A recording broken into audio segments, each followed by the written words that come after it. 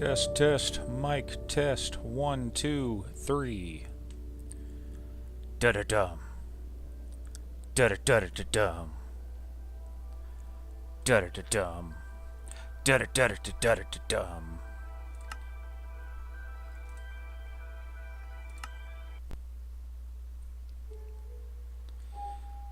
Where am I? What's going on? What was I doing? How does anything work?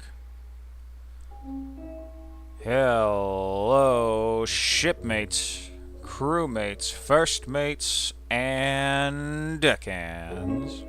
Today, I'm going to try and make a tower in Minecraft. I want it ultimately to be a big spiraling library, but I've never really played Minecraft before, so I got a lot to figure out here. But first things first, I need to find a block that I like. I like the tough block. We're gonna put the tough block over here. Oh, there's ice? Oh, that's cool. There's so many blocks, I'm immediately overwhelmed. Oh, Lord. I see. There's a lot to take in at once. Okay.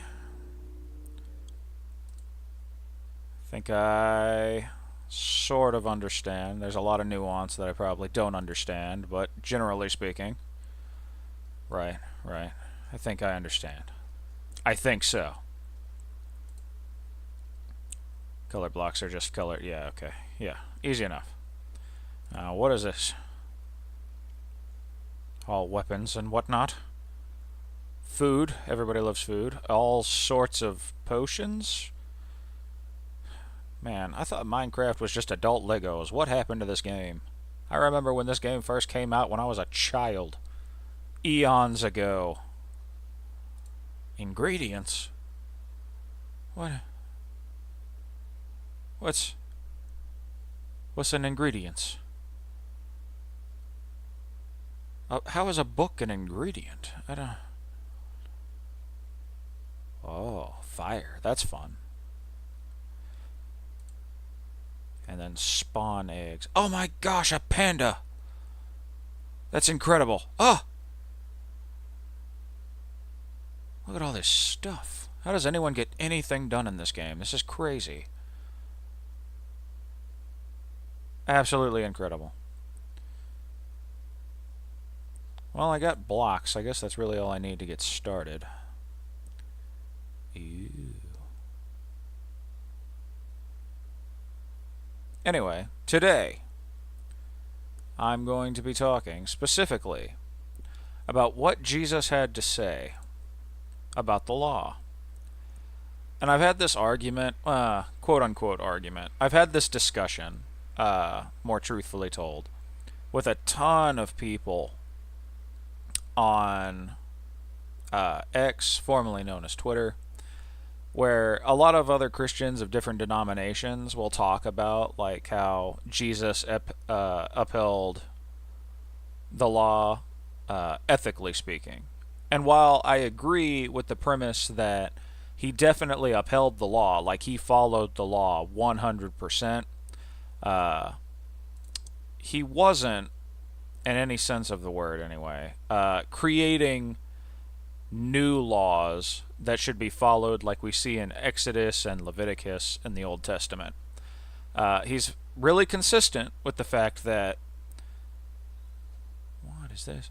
He's really consistent with the fact that he followed the law and wouldn't do anything to contradict the law, but the morals he talked about would go against what natural law would demand.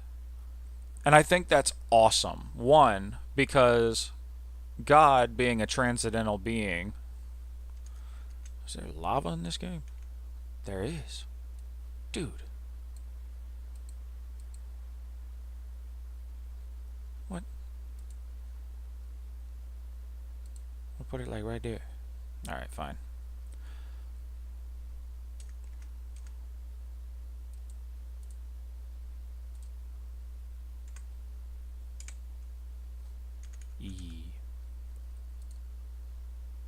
Alright, get out of this. Leave me alone. Escape. There we go. What do I mean when I say this? It's really important that we talk about why it would matter in the first place if Jesus was giving new laws like in Leviticus and Exodus. We see this when there's confusion in Paul's time in the New Testament, spanning through Corinthians and Ephesians, where he is talking about how the Gentiles should act. Like, what does this mean for them specifically? Do they need to follow the Levitical law? Do they need to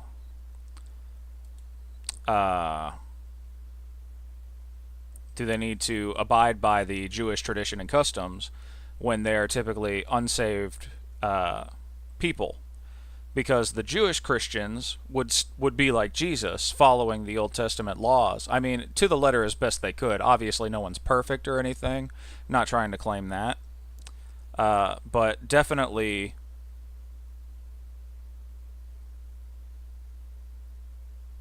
but they would definitely. What happened?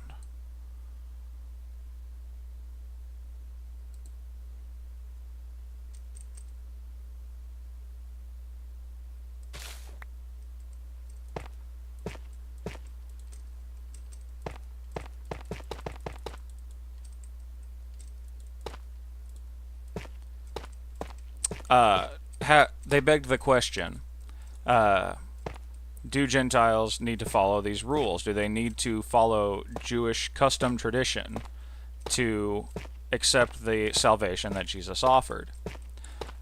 Before we get into all that, I believe that Jesus gave moral law. He would often teach things that modern day philosophers and even philosophers back to about 200 years ago would say anything talked about in ethics and philosophy today is a footnote in Jesus' Sermon on the Mount. That's a big statement. It means, well, one, that he was 2,000 years ahead of his time, which, if God is timeless, this isn't, ridiculous, and we know that Jesus claimed to be God in human form.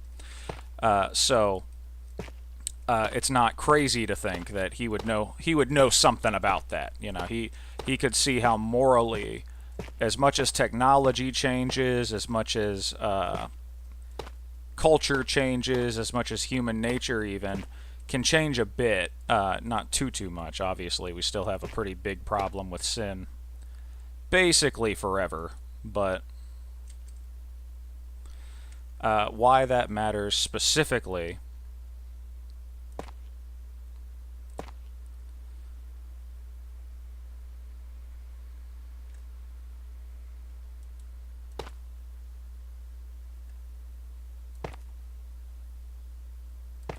is because what does it mean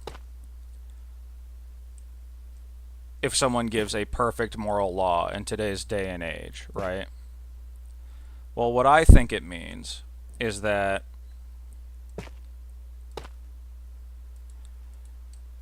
one, when you have discussions about is it moral to steal from a big corporation because they're making billions of dollars, and I don't make enough to feed my family, is a pretty good argument I see from a lot of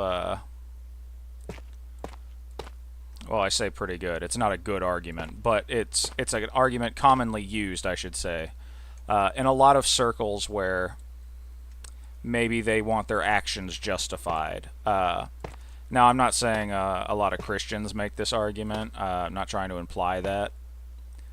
Because they don't. A lot of Christians, even on X and Facebook and all these places, they're at least morally consistent on the front that we can't have a society that's robbing one another, and thank goodness they're consistent on that at least, right?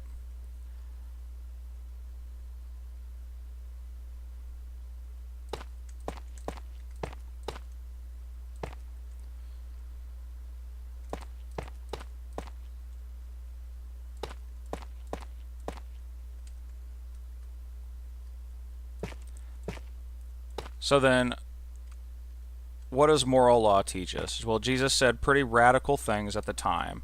He said things like, turn the other cheek. And this is at a time where your possessions were literally all that you had to provide, not just for your family, but literally for the next generations of your family. Well, why does that matter? Especially in like a day and age where my blocks. Especially in a day and age where, we really don't have a generation that passes on wealth anymore, which is kind of sad. But I mean, it is what it is.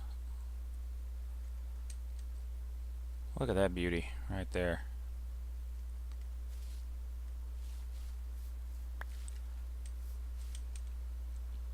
And so, with that in mind,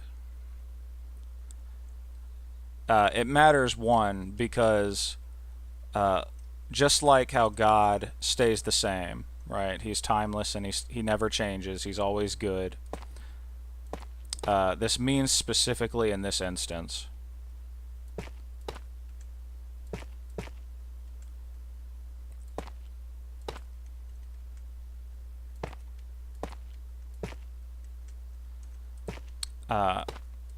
That it's not going to change just because circumstances for humanity has changed.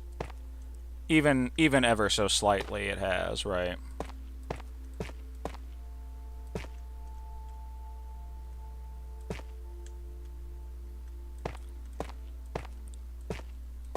And a big thing that comes up, at least on the Christian side of things, right, is things like, well, I don't want to cheat on my wife, or I don't want to cheat on my partner, but I have needs, right? I have urges that I need to take care of. And they're talking about things, typically related to, we'll just say, impure lifestyle choices, and things that it's really just problematic to say on YouTube, but adult lifestyles that are frowned upon in the Christian church. But, here they go making excuses for it, right? And because it will prevent cheating, and they're just trying to get rid of the urge that they have. And some people will sit there and say, well, fair enough, a man has needs, people have urges, etc., etc. Another one that comes up a lot, that I've seen anyway, is how language doesn't need to be as protected, right? It's okay to curse and be Christian. In fact, especially in 2020, when was it? 2024, where like debating conservative podcasters and things and the like, people will, have at least somewhat decent arguments. I don't want to say that they're bad arguments, but they are decent, because they'll say things like, well, does God know the heart on the matter? And obviously God is omnipotent. He knows everything. He knows every hair on your head. He knows every thought you will have, are going to have, and did have. You're not going to trick him. He's not a mythological character. He understands perfectly your heart and intent on not just the words you say, but the actions you take. And so, since God is all-knowing and language changes, you've worked in a blue-collar area, you know that people can have sailor mouths, and literally, they're the nicest people. And I mean that genuinely. Like, they are such kind people. And that's just the way they talked, whether it be it's the way they were raised, or maybe they just weren't offended by the language ever. And a lot of Southern Baptists kind of take this route, and even Orthodox Christians. Some Catholics especially in media, Catholics are actually depicted like this the most, where you're good on the traditional holidays like Christmas and Easter, and you definitely don't curse at your mom's house or in the church, and they follow those rules. And God, me and God have a good relationship. I think it was Kevin Hart, the comedian, who said that his mom would push him towards going to church, and you need a relationship with God, you need to get right with God. And he would tell his family and his mom, I'm fine with God, me and God are fine, you don't need to worry about it. But then you see the way he was living his life, and even he would admit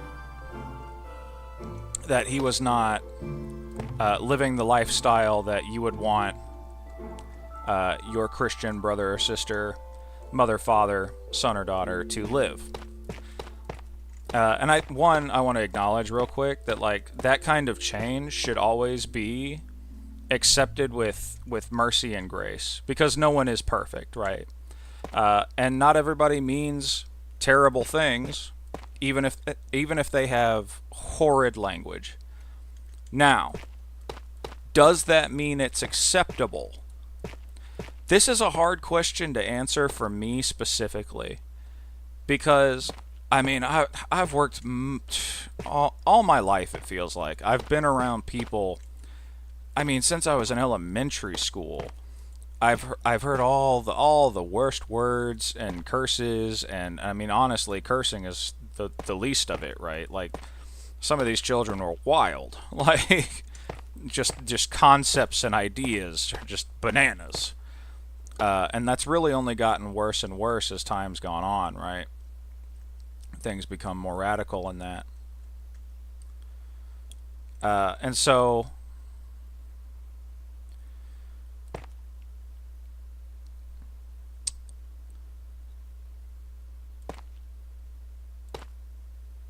I wrote this down here. Let me just look at this. So what does it mean then? Does it mean cursing is fine and we should just forget about it sometimes? Or does it mean cursing is always bad and there will be consequences for our actions? So obviously all actions have consequences. It's just an inescapable fact.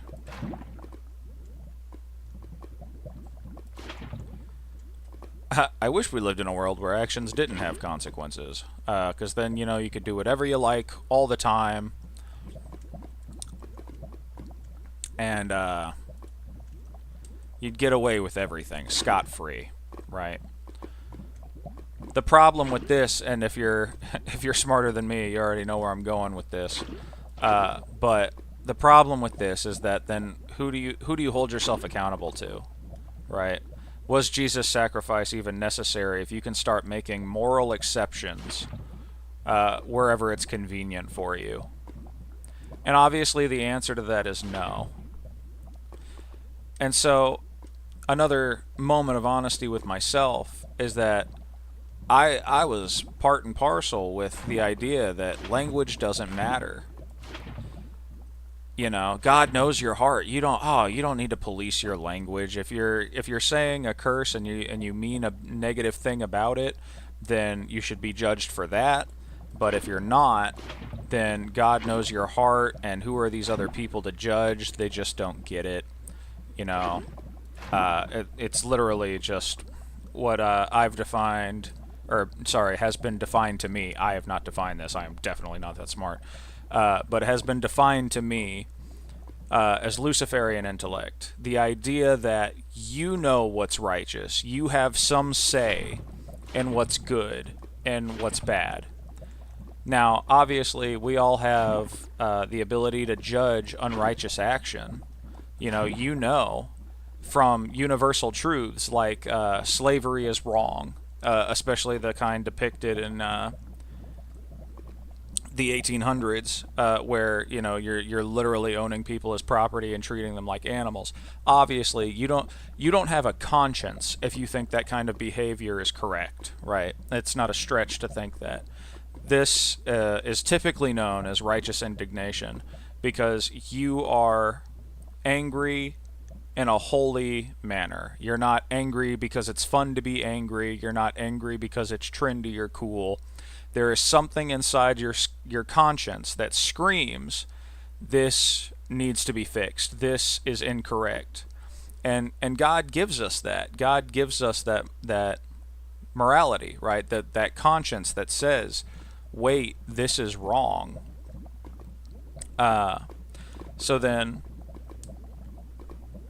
can you curse? Well, I mean, you're not perfect, right? I mean, sure, but at what point you have to ask yourself, at what point are you just playing morality chess with God? What time are you? At what point do you maybe admit to yourself, you know what? I think I'm trying to play games with God. I think I'm trying to make a moral declaration. I'm having a disagreement with God, and that's really, people will come back with, well, Jesus or God never said anything specifically about like the specifics of the English language, right? And I mean, yeah, you're absolutely right. Like Jesus spoke in Aramaic and in Greek. These weren't things that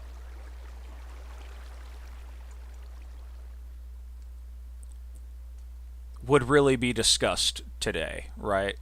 Uh, how could they be? They were talked about in the premises of their time, in the language that they spoke at that time. So how could they possibly be talking about words that would be way later defined, centuries later? It's just not possible, right? And once again, I'd say you're technically correct. I mean, it wasn't written in plain English. And Jesus technically never answered the question on if it's okay to say this word or that word. But then it goes back to, well, what does he say about the Spirit? He said very specifically, treat others the way you want to be treated, right? Love the Lord your God with all your heart, soul, mind, and strength. Well, the hard part to reckon with that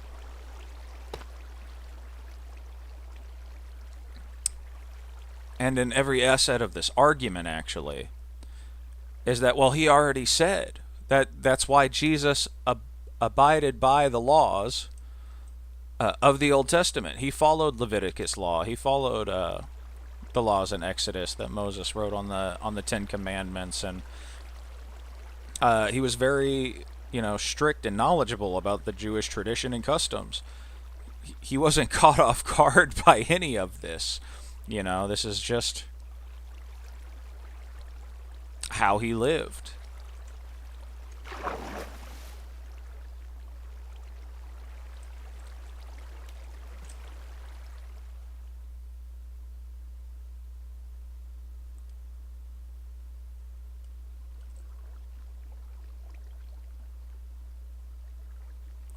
So then, well, okay, show me in Leviticus, right?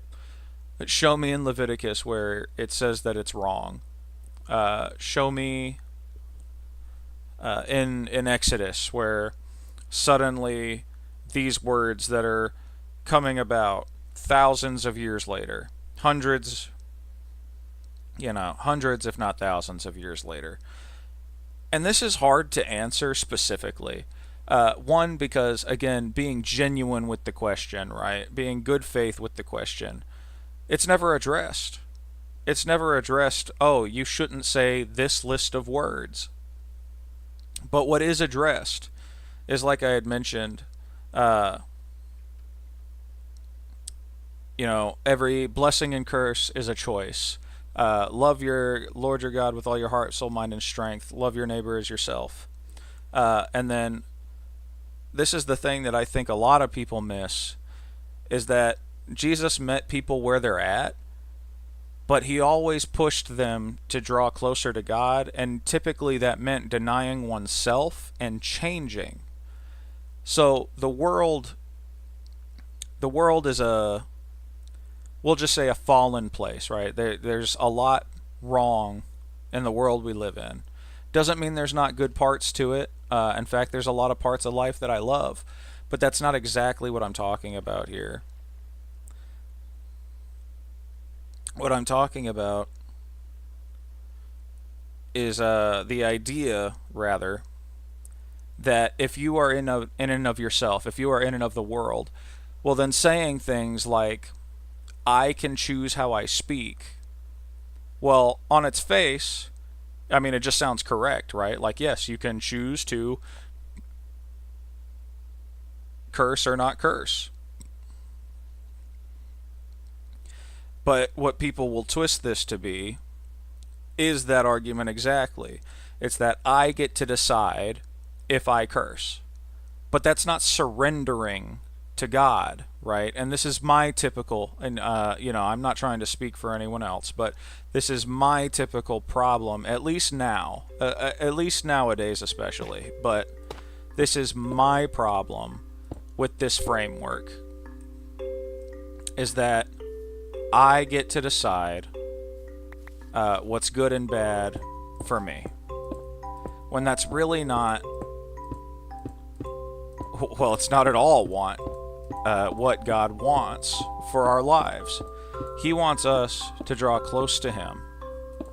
Okay, why does me drawing close to God involve if I say a specific word or not? And on its face, at least, it's a fair enough question, right?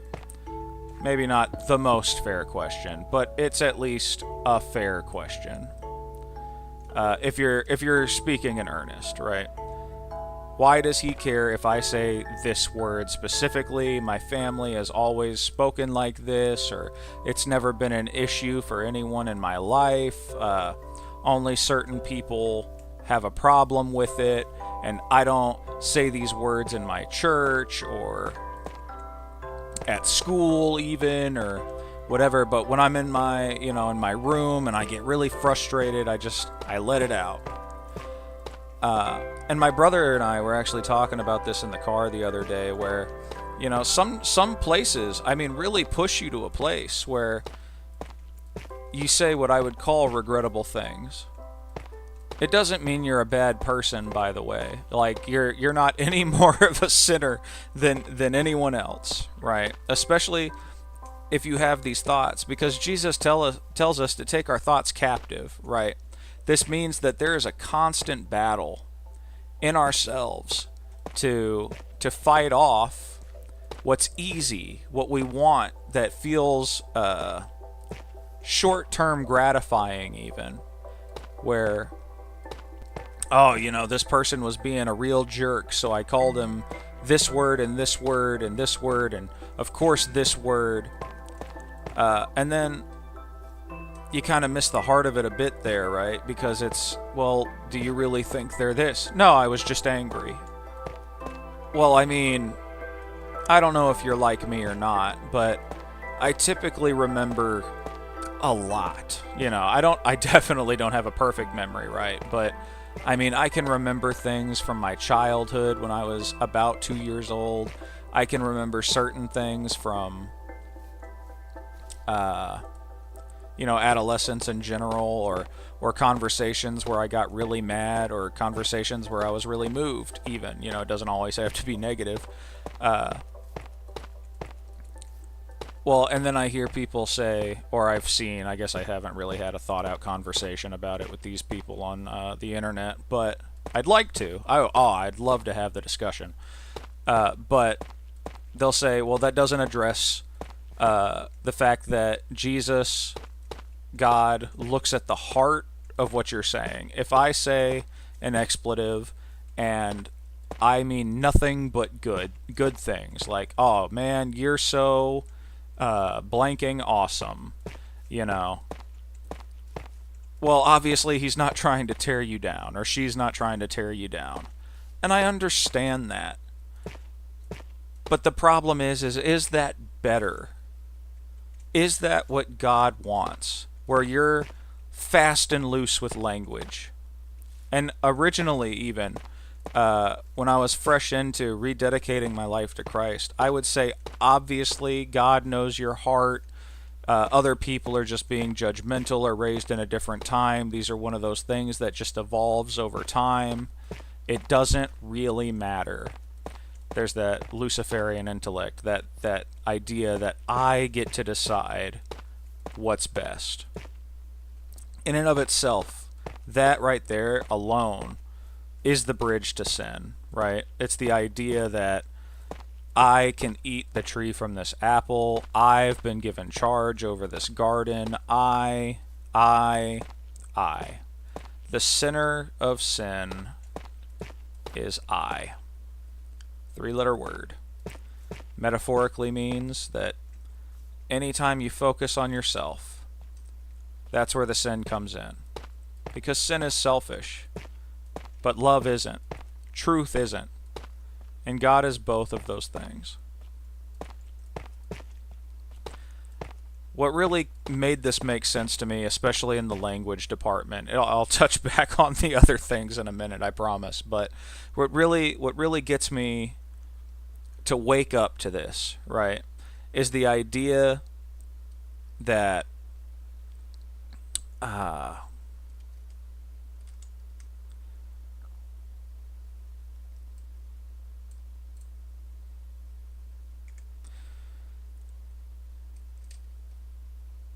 God made the entire world with words. You know, the scripture doesn't say he did an interpretive dance. The scripture doesn't say that that he broke apart with action. He said, "Let there be light," and it was there. He said, "Separate the land and sea and sky," and it was so. This is where it really starts to mess me up a little bit, because the world was put together, the fabric of reality was put together by a God who chose, loved, and spoke.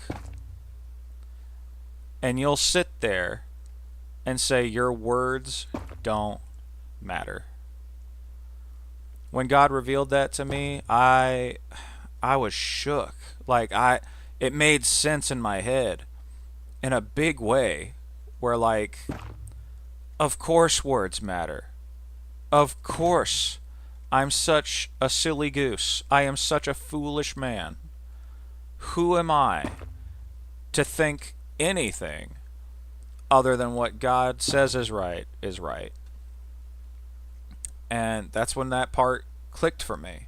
It was you need to look at yourself and realize you're trying to tell God what is good, what is right, what is righteous, when if you are left to your own devices, you wouldn't know the first thing about it. I wish Jack was in chat today, because then I could say, what do you think about that, Jack? So sad. Oh, SK is not in chat either. Oh, no chatters. Oh, got one viewer today. Awesome. A mysterious apprentice, perhaps. What was I saying? Oh, right. How the language argument relates back to the actions argument, right? Does this mean I can't drink? Does this mean I can't smoke? Does this mean I can't... some people go as far as medicines, like literally like medicines, not like drugs, like recreational use drugs. But, where do you draw the line if these things weren't mentioned in the Bible? And honestly, it's a tough question to answer specifically, because it goes right back to, you need to decide with discernment, right? What did God say about visiting the sick? What did God say about caring for your neighbor, right? Well, the early church fathers, they all did things that would be considered, especially at the time, scientific, but by today's standards, especially, strictly scientific. A lot of people have a hard time separating the fact that, you can have science and God in the same conversation. It's like, oh no, we're not talking religion, we're talking science. Well, the God who made the universe, in my opinion, which is showed to us by the Big Bang, that the universe had a beginning, therefore the universe had a cause, therefore. I could go on, but to cut it short, probably where it needs to. The idea that you can separate science from God is silly, right? Because, do you think an artist is separated from their art? Of course not. It's a silly thing. Now they might not be their art. God is not science. God is not the act of science. God is not math, right? But he's also ontologically, he is logical. What does that mean? God cannot be here and not here at the same time. God cannot create a boulder that is too heavy for him to lift, because it would deny the laws of logic. He will not go against his own ethos, because again, we know from Scripture that he is the same today, yesterday, tomorrow, the same. He also, and this is from Pastor Rex, mentor to my father, and honestly just one of the best people you could have ever known. He sees all time, all the time, at one time. It's a bit nonsense when you don't think about it. This is something that I like. I think about words a lot. Probably one of my bigger flaws, really. But, he would say this, and I'm thinking to myself, in my tiny worm brain, it's like, yeah, that's what infinity is.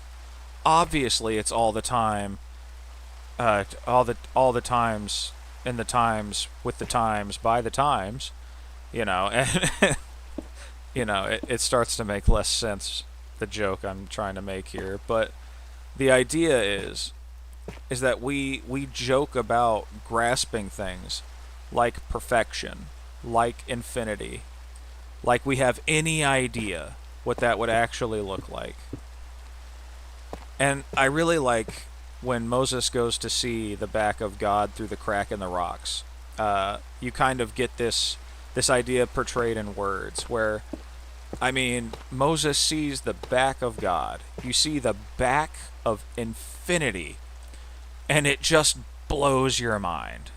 Like he wasn't the same after that. He was already sold on God, but now he's super sold on God, right? And the idea that that this all-powerful being would limit himself, put himself into human form, to take the punishment, to subside the debt that is owed by right to him. And you want to say your language doesn't matter, when he never said a bad word. We are called to emulate Christ. He never did a bad action. We are called to emulate Christ. He never cheated, lied, or stole. You are called to emulate Christ, when he would never do anything that I would do to serve my own best interest. He was not selfish. He was love. Man. Incredible. I'm about to get emotional, I know it. To even pretend Like you deserve anything but the worst. You know, it's crazy. But he looked at you with a heart full of love, pocket full of sunshine, and said, "No, I love this guy. I love this gal." And all he wants you to do is love him back. Like, but here you go, and you can't stop smoking, you can't stop drinking, you can't stop cursing, you can't stop whatever it is. Now, I'm not saying all that to make you feel guilty, right? I want to make this perfectly clear, right? Nobody is perfect or will ever be perfect. We don't even know what that would be like. I mean, think about it. People saw Jesus and they couldn't understand what he was saying half the time. And he was perfect. We know he was perfect because when given the chance, even his enemies couldn't say a negative thing about him. They're like, yeah, we really don't like this guy, but yeah, can anyone mention a sin he's done? Nah, I got nothing. You know, it's I mean, the people who wanted him dead couldn't think of a single thing. Nah, that's crazy, right? That doesn't happen.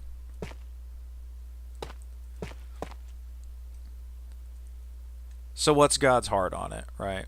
What's God's heart in what you're dealing with? Well, I still have friends that use foul language. I still have friends that drink and smoke. I still have friends that, I mean, honestly, I wouldn't be able to tell you the difference between me and them not even that long ago. But that's where Jesus comes in, right? My dad has this saying, but God. And I think that's from Rex too, actually, now that I'm thinking about it. He'd have to tell me. But the idea is God changes your circumstances. He inspires change in you. Whatever you're struggling with. And that's so cool. Why does that matter? Because there's hope attached to it. And not just the kind of hope that, you know, is cliche in a romance novel or a strategical getaway novel or story. The kind that says, don't give up. It's not over yet. Despite all the worst things that could be happening to you right now. It's not over.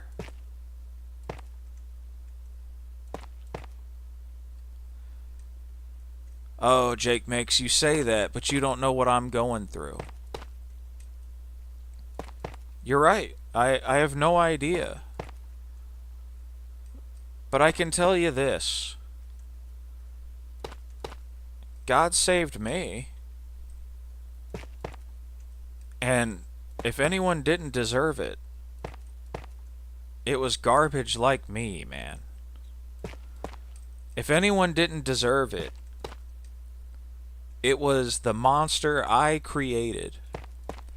That guy that said, nothing but what I decide matters. Can you imagine living with someone like that? Could you imagine being friends with someone like that? Could you imagine? Doesn't sound like a good person. Doesn't sound like a good time. Oh, but Jake, you're doing good. You've changed. I didn't change, man. God changed me. God woke me up and said, look, I want better for you, but I need you to trust me. And it doesn't mean that difficult things, didn't happen. It definitely did. Hard things will always happen. They're always happening. And a lot of the time, they're not my favorite. But also, you start to look at things differently. Like, the past... Well, I'll just say it like this. This year started horrible for me. I mean, I really don't know how to paint a picture, and I really don't... I'm not going to talk about my personal life on the channel, but... Life was looking not so good.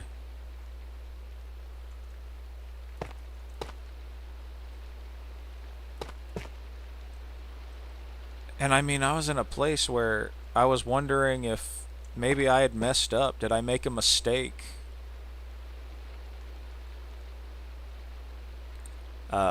Going all in. Betting it all on God. I mean, my life was changing radically. A lot of people didn't like it about me. I lost a lot. I lost a lot of friends. I lost family over it. And it was difficult because here I am betting my everything, betting my regular life that I'd spent 10 years building and trying to maintain.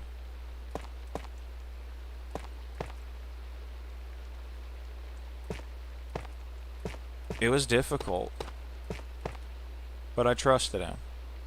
I said, you know better than me, God. I won't lean on my own understanding. And I mean, he met me where I was at. This is the cool part, too, is that he said, look, I get it. You like to argue, but don't you feel so angry all the time? And that sat with me for a long time, man. Like, I hated so much. I was so angry all the time, and everyone was just so dumb. They didn't understand. If only they could see it how I saw it. You'll start to notice a theme with what I'm talking about specifically here. It's that at the center of it all, right? At the center of all the sin is that one little letter. That letter I. It doesn't mean you're not allowed to go through things. It doesn't mean that you're not allowed to need sympathy for a difficult direction or maybe hardship that's befallen you even. Because like I said at the beginning, God meets you where you're at.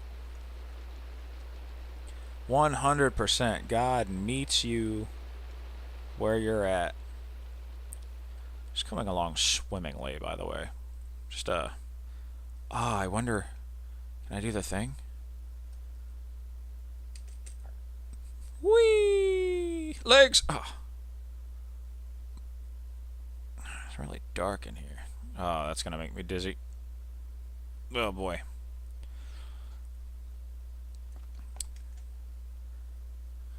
God will meet you where you're at.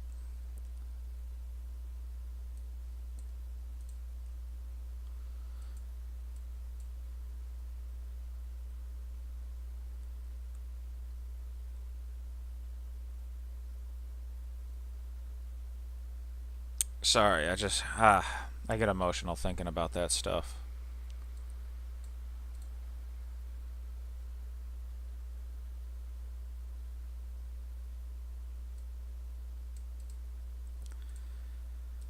God will meet you where you're at.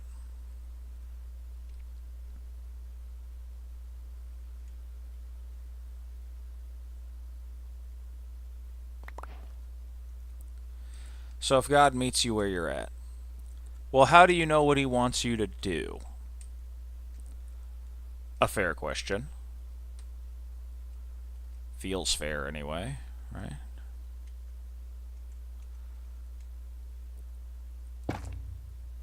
I actually didn't have an answer for this.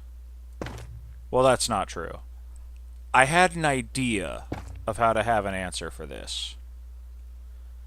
I just didn't like the answer to this. And the truth is, if you want to have a good relationship, you got to spend time with that person. You got to spend time with that individual. And so, I had recently given my life to Christ. I said, God, I'm all in on what you have for me and what you're trying to do.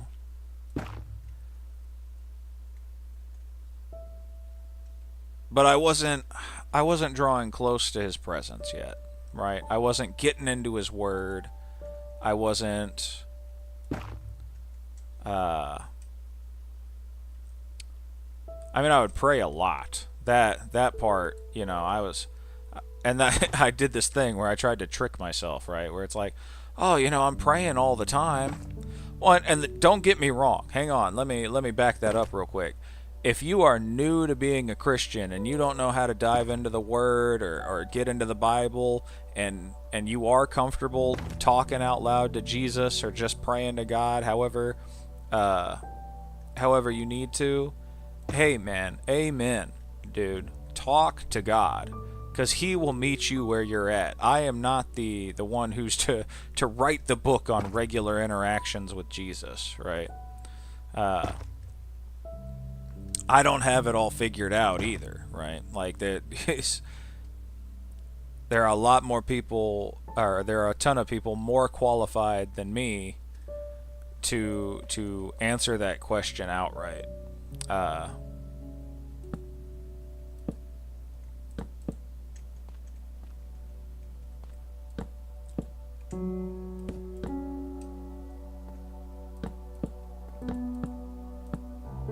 What?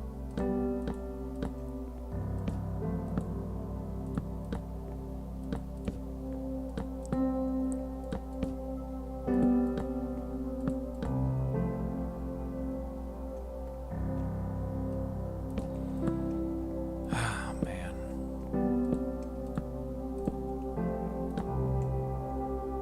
There are so many more people more qualified than me.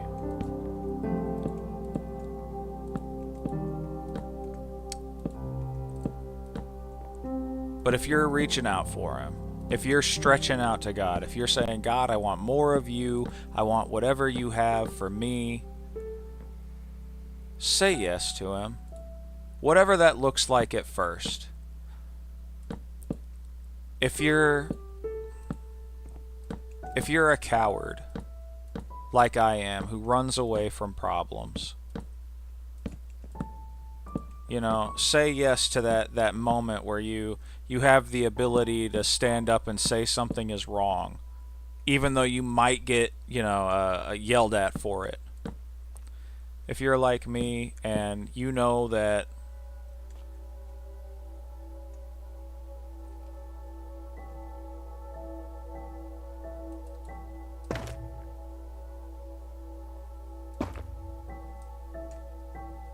light was being a menace. If you're like me and you know that it's not popular, not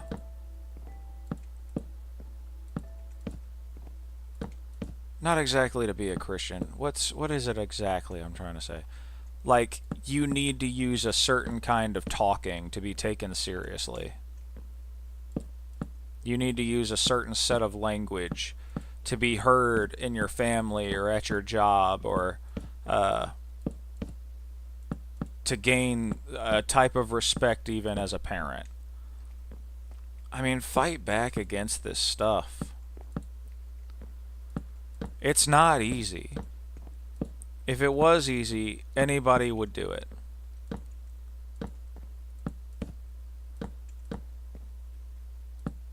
Well, Jake, you've been talking a lot. You've been rambling for a bit here. But I really don't feel like any of my questions have been answered. And to you I say, yeah, my bad. I'm actually way better at debating philosophy than I am talking about Jesus specifically. But this is me saying yes to Jesus. This is me saying yes to God. Because, in all honesty,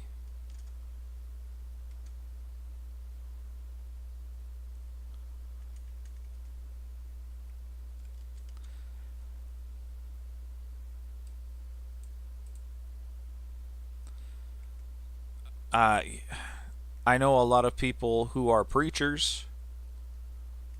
I know a lot of people who get filled with God's Spirit, and they show up and show out in a way that, I mean, is, well, one, commendable, and two, I mean, like, really just something. Like, it's a spectacle, you know. Uh,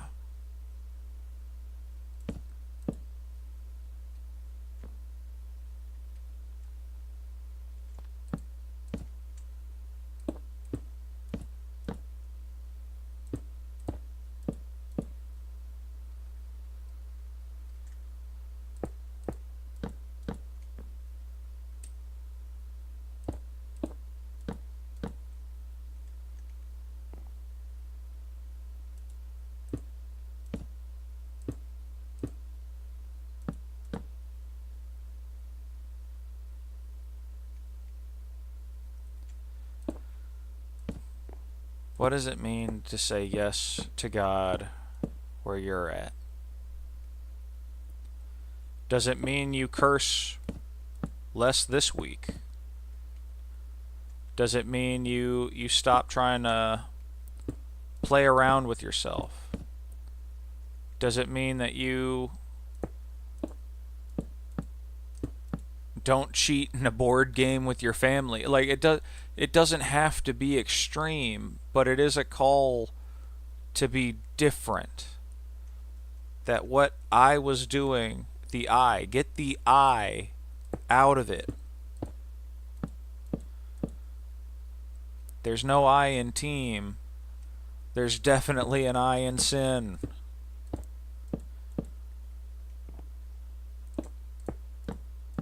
Now, of course, you need to have grace with this, right? If you maybe you wanna do this change, and I'll tell you, it is a big deal to have somebody who's in the faith with you, who knows what they're talking about, to one, hold you accountable, and two, because I mean, man, iron sharpens iron.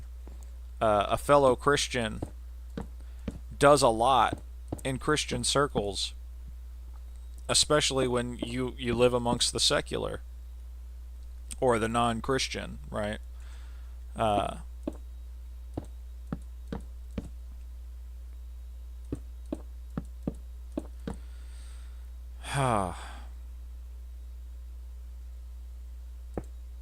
and it's okay if you don't know what to do. It's okay to start with, I just know I need a change.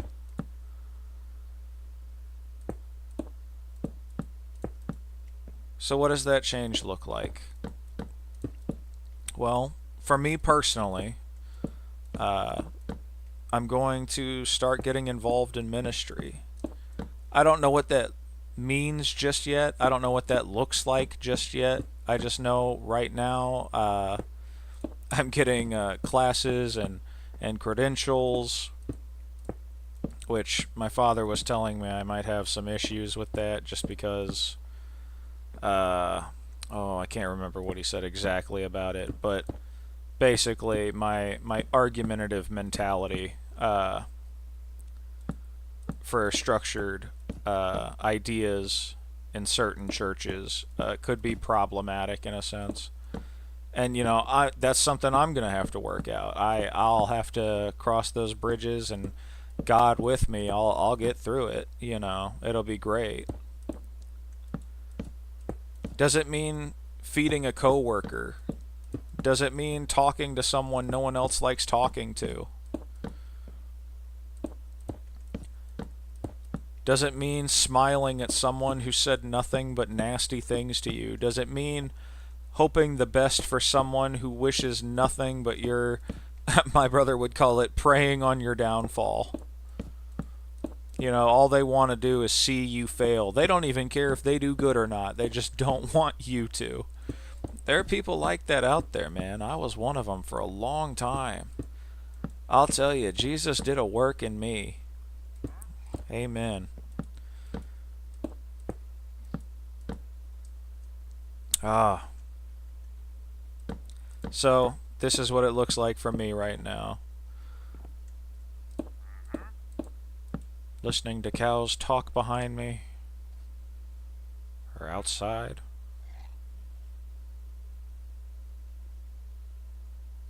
The library is coming along so well. Sounds like there's a duck now. Don't talk to me, duck. Talking about Jesus. You know what? Ducks can hear about Jesus too. I wonder if they have quackers when they have communion. Forgive the psychic damage I may have done to you for that joke.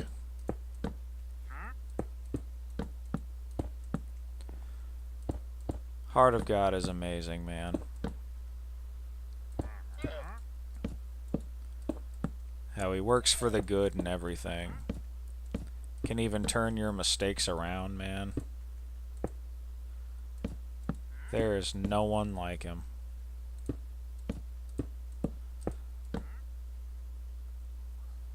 Ooh.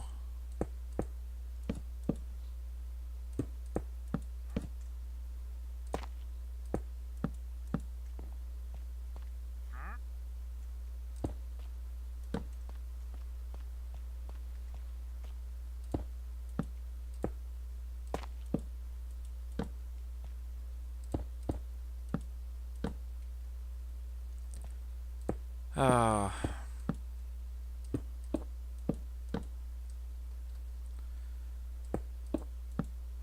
Well, now that the big topical discussion is out of the way, talking about God, before I had made this channel, I had already decided that I wasn't going to be like every other channel. Like, I knew God wanted me to be different in what I said and did. Maybe not what's popular with the algorithm. I knew he wanted to use me for ministry. I thought it would have more to do with making games, because similar to a famous comedian, Christian comedian, Tim Hawkins, he says, you know, everyone always calls me a Christian comedian, but it's weird to me because there's no such thing as Christian plumbing, and that's just such a good idea, right? Because it's like, yeah, dude, you can be a Christian and just make video games. Like, you know, why does it have to, you know, why does it need to be this whole classification thing? Like, it seems like something just someone would do to be perhaps prejudiced to you. What happened? What was that?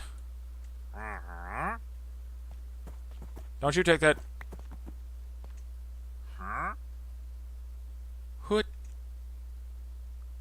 What are you doing in here? Is that llama blowing bubbles?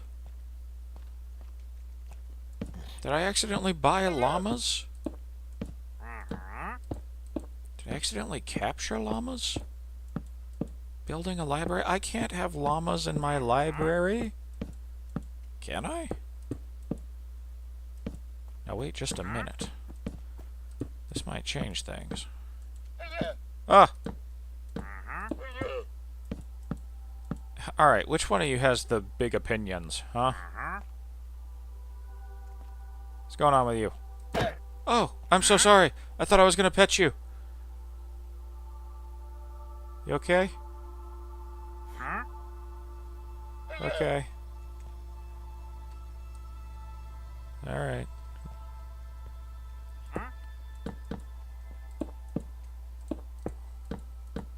Sorry, Mr. Llama. Oh, you gotta do it here too, right? Yeah. Yep. Boy.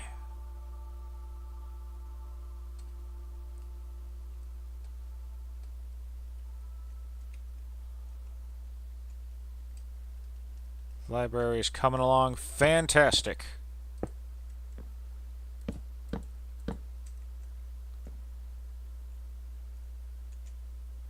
Building a library because I think it would be really cool. I like books a lot. What's your favorite kind of book?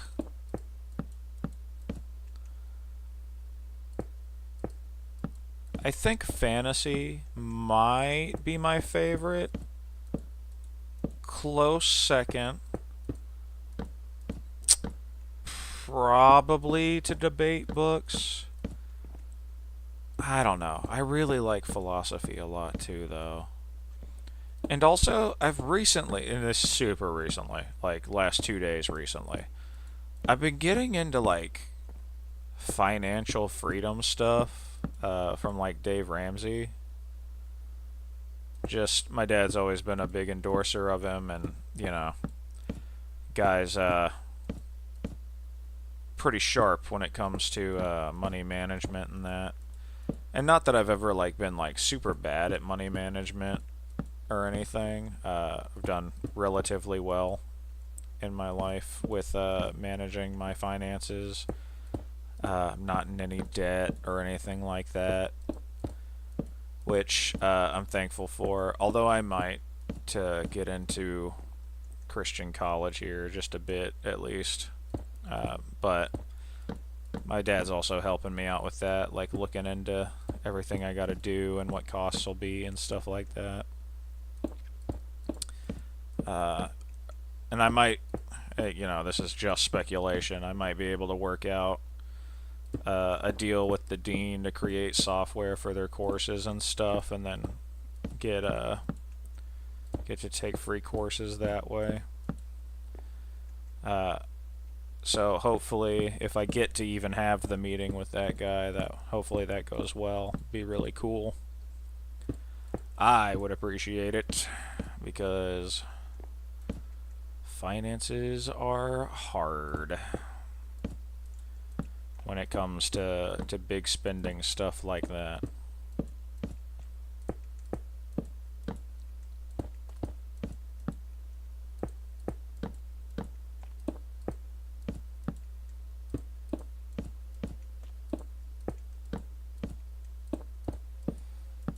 Man. Recently I've been wanting to, I don't know, build more. I don't know. God's put it on my heart that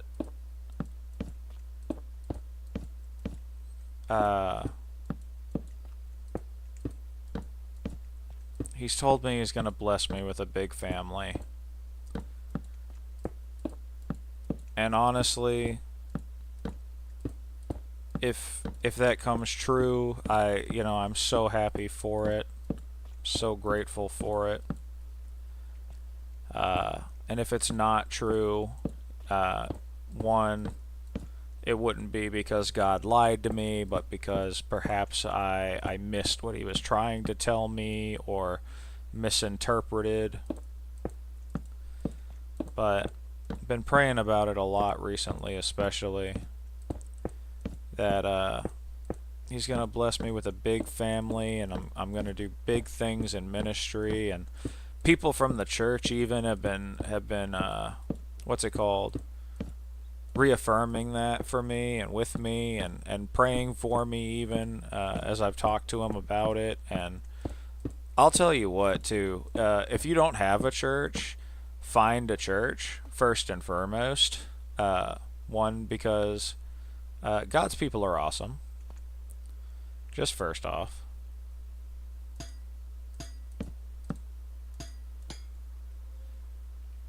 And second off, old people are super wise. Hot take, I know. What? Old people know things? That's right. But it's also just kind of what they know.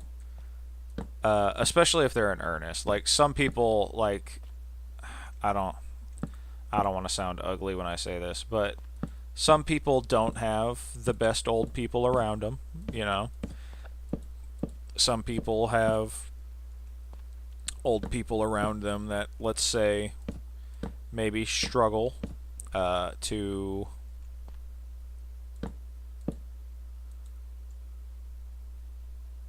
what happened here?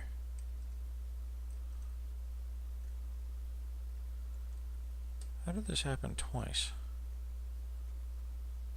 Am I a crazy person?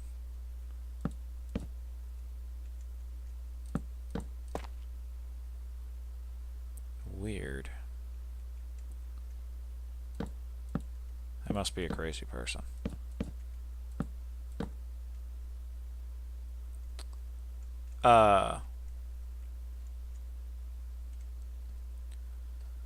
Boy.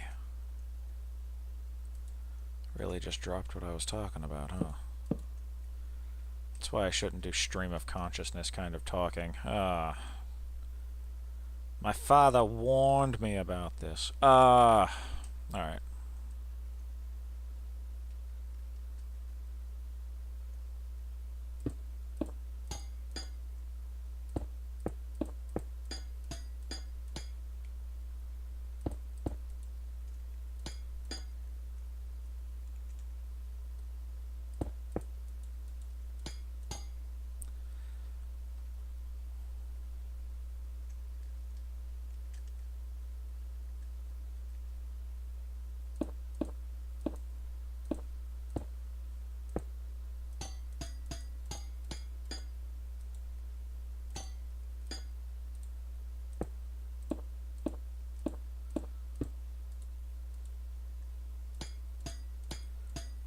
Old people are great. They're full of wisdom.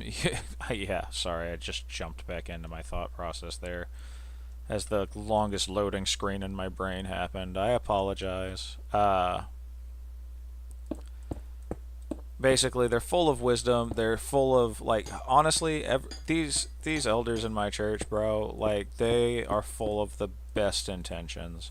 They want nothing but your success. They have nothing in their hearts but love.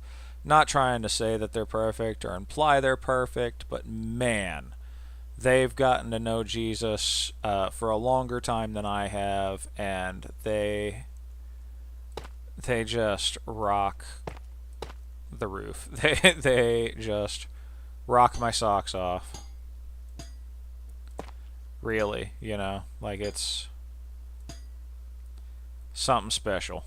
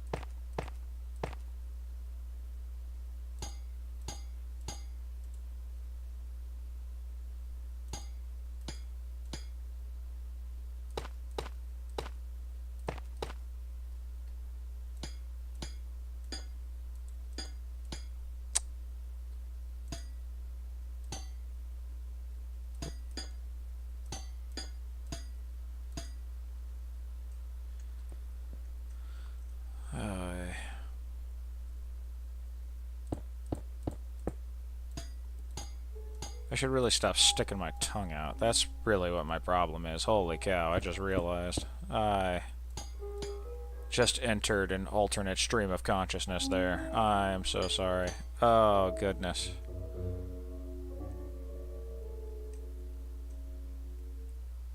Whee.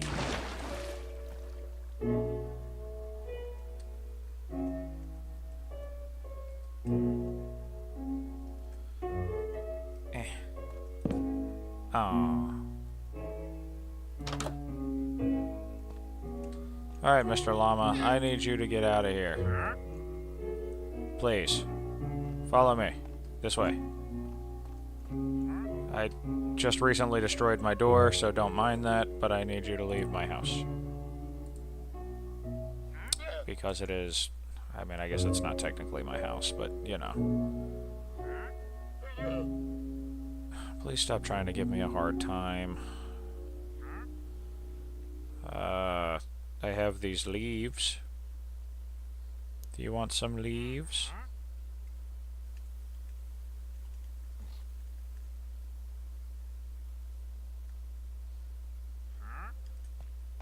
No? No leaves? Eh.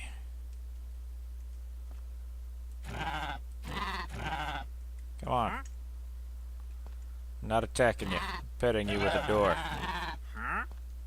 Ah, dude, you got inside my house. How? Have you been blending in with the books this whole time? Well, look, dude. You know what? You're in charge. You're in charge of everything. I don't want these responsibilities.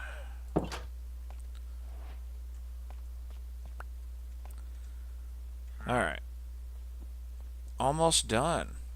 And then the library will be finished. I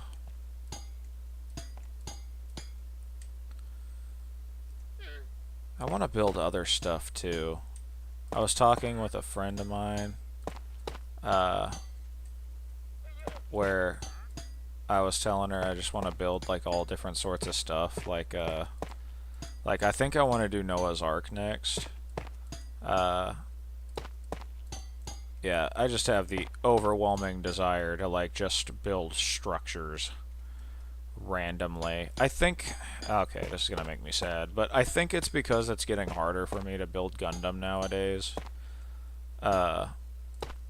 Just for reasons I'd rather not get into.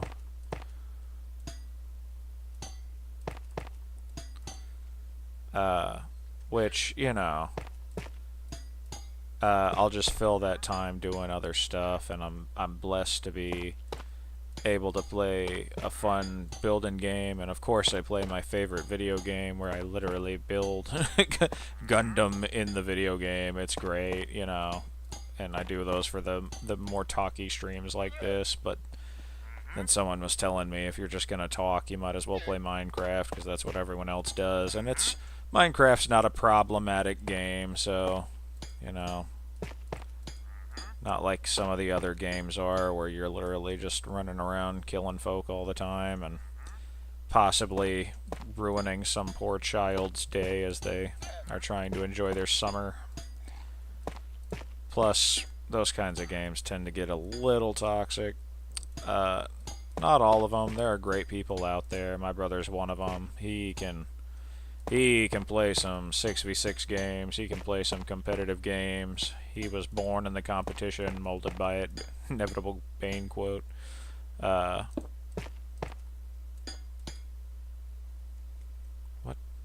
There we go.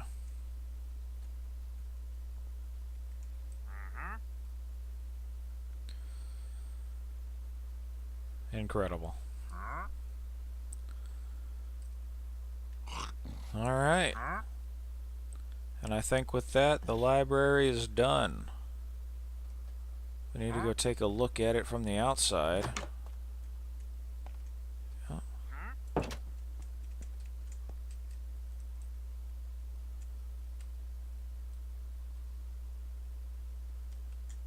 Whoa.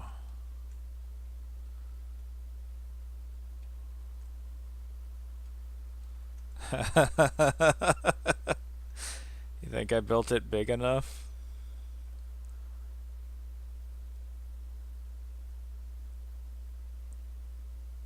Boy, I gotta take a picture for my friend. Ah, hiya.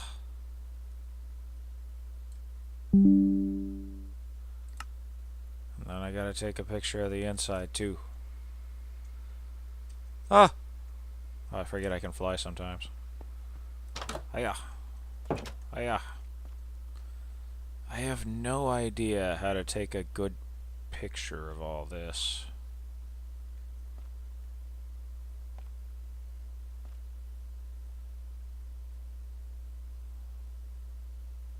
Oh, that's pretty good.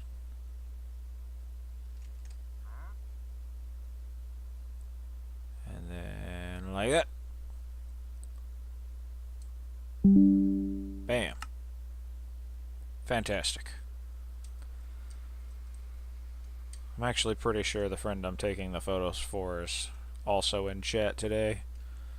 Although it seems all the people who don't like talking in the chat are in chat, are the viewers today. So, well, uh, what a cozy library. If you have any ideas or want to see me build something different, this was actually a lot more fun than I thought it was going to be. Never played Minecraft, so I think I was pleasantly surprised by this.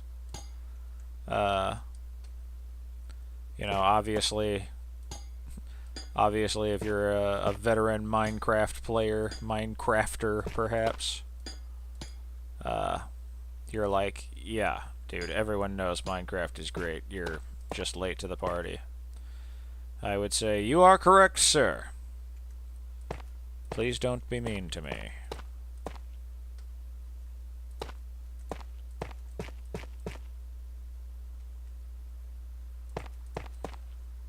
But if you want me to build something else, let me know in the comments of either this video or the highlights video. I'd also like to take a moment to thank today's sponsor, me, Jake Makes Games. Sponsored me to play Minecraft today and promote to you Era Puzzle, Grit and Glory. A puzzle resource game where you collect resources from trees to move your towers closer to destroying goblin camps and securing your financial future in a fantasy land.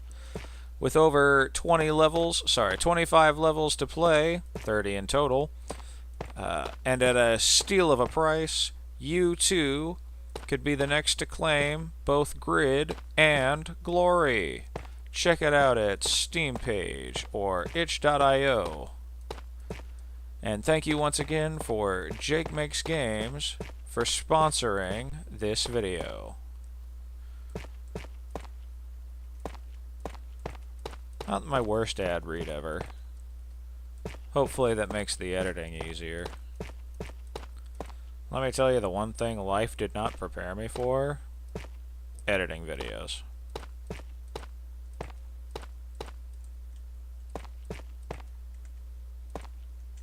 Ooh.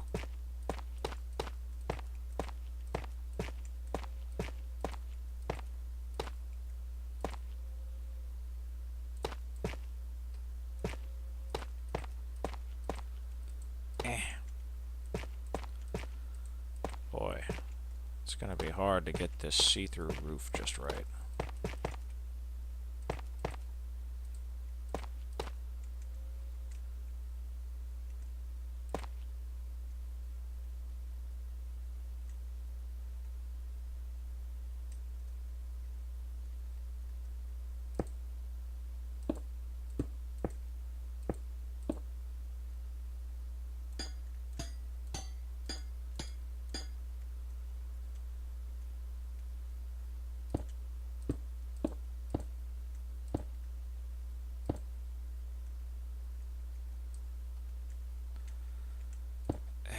We're almost done, man. I wish I didn't feel like a snail doing this. Oh, no! Oh, I fixed it. Never mind.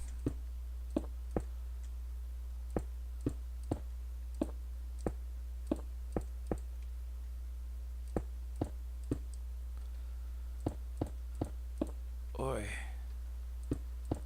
I wonder how people act silly in these kinds of games. It really is hard to have a conversation with oneself. I need to get like a streaming buddy. Need someone who can, I don't know, just banter. A bit of banter. Get some jokes rolling. Or even just talking in general. Talking alone is hard. It's easier when you're recording like a video, because then you just have your script, you read it out, write it out, so you say everything you mean to say. Don't just go off the cuff. Going off the cuff, stream of consciousness, man. I don't think I'm built for that. I don't think I'm that good at not having the moments, the several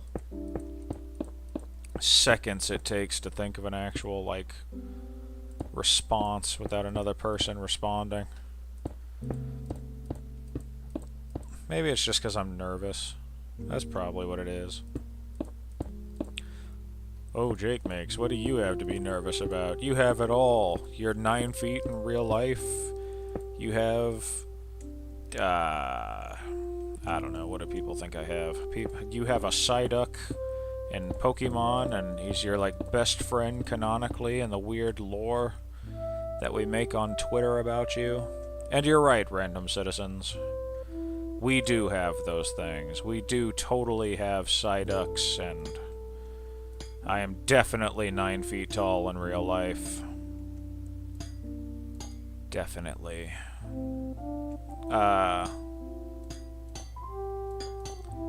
There's more to life than height. No, yeah, it's just hard to to realistically just sit here and talk for a while. And like, I don't know. It's different when I practice. Like, I don't know if you're like me, and like if you practice something long enough, like you kind of get it second nature. Even just a bit.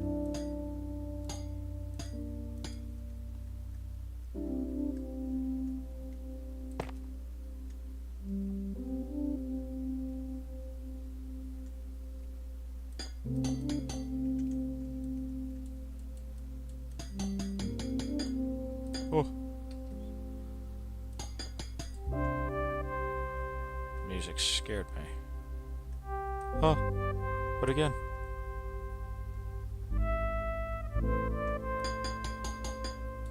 Oh, I went too fast. You know what's been bothering me lately? And I mean, like, I don't know. When I say bother, I don't mean like it's an issue, but like it's something that bugs me. I have been seeing, especially on social medias, in fact, only on social medias, I've been seeing a lot of people that aren't Christian or even like religious. I've seen a lot of atheists, if you will, talking about what Christians should believe, or if you're a Christian, you should believe this kind of talking points, kind of arguments. And I'm thinking to myself, did you hit your head? You don't believe in anything, but you want to propose to someone who believes in an imperceivable perfection that you know something that we haven't thought of, that we haven't talked about, that wasn't discussed in the ether to eternity for eons, if not longer. No, you think we couldn't figure that out. So here comes you and your opinion. Oh, if you believe in Jesus, you would let X, Y, and Z thing happen. And it's just so frustrating because it's like you wouldn't do that to a fireman, you know? You don't do that to a construction worker. Maybe you do. I don't know. Maybe you're built different. But I don't do those things. Like you leave people to their craft, you know.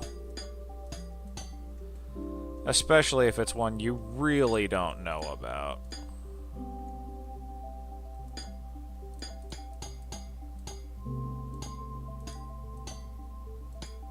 Yeah.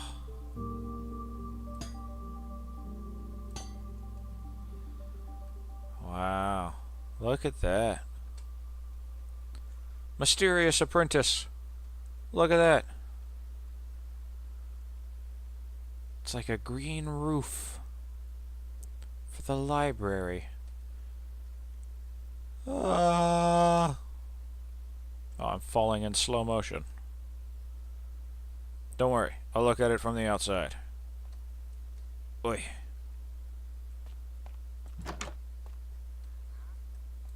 Ah. Is that me squatting? Why does that happen? Doing push-ups. Alright, back to serious stuff.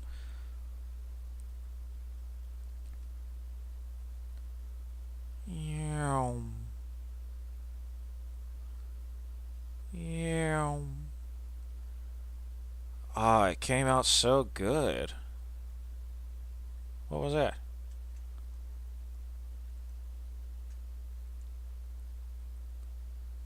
Man. Not bad for my first library tower. Not bad if I do say so myself. Alright, this is something I wanted to do.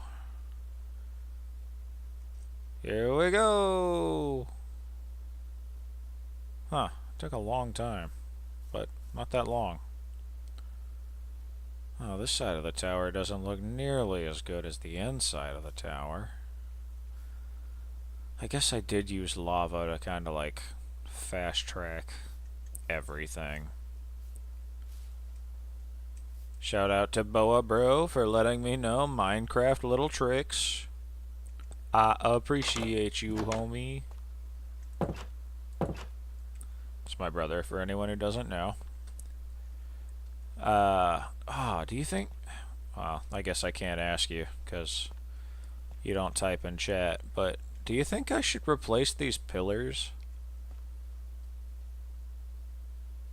Like, instead of it being rock, you think I should replace it with, I don't know, like this copper exposed stuff?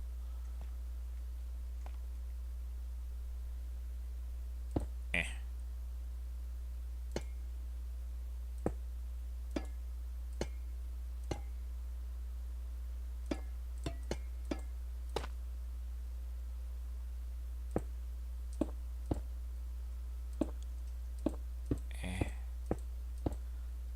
There we go.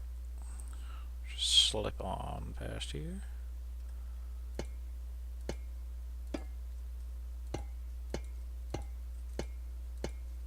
Little steps, little steps. Oh.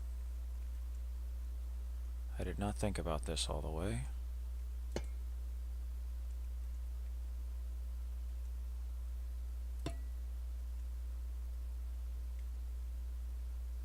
Wow.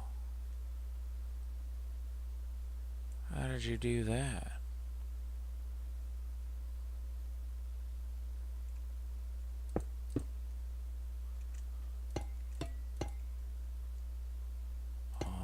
Maybe if I do something like this.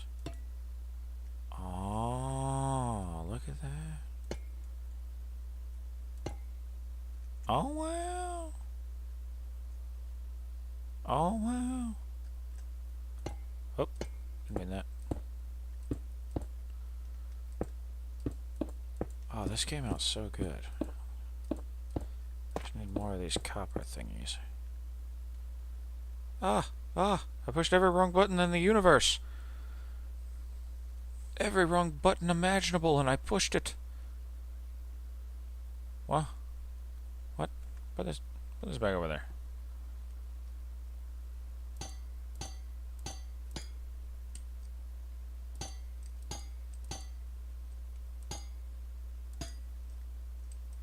Yeah, that works out.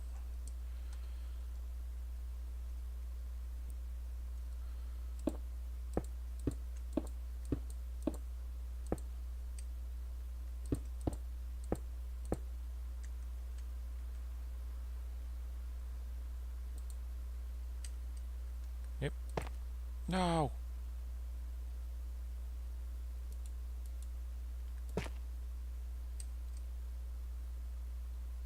Hiya. Hiya. Hiya. It's going so well. Oh no! It didn't go well.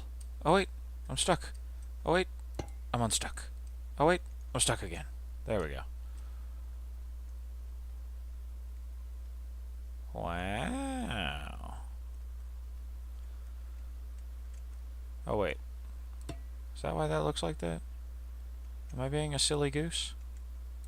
I am. I am the silliest goose. I am nothing but geese. Geese of silliness. There we go. I was like, why does that look so different? Okay. Back to... What happened? Oh, because it's touching. Oh, it's actual oxidization.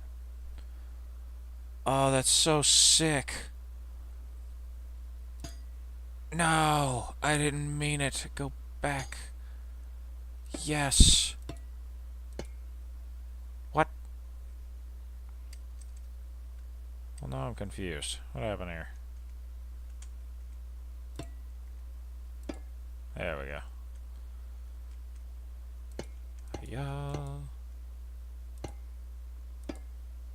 What? There we go.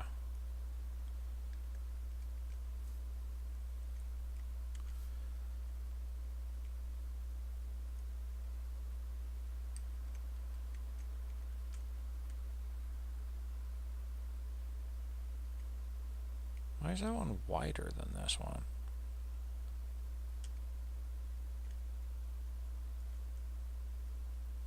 I don't know. I don't know. Well, I set out to build a library to impress all my friends and my viewers and everyone I care about. And I think I did just that.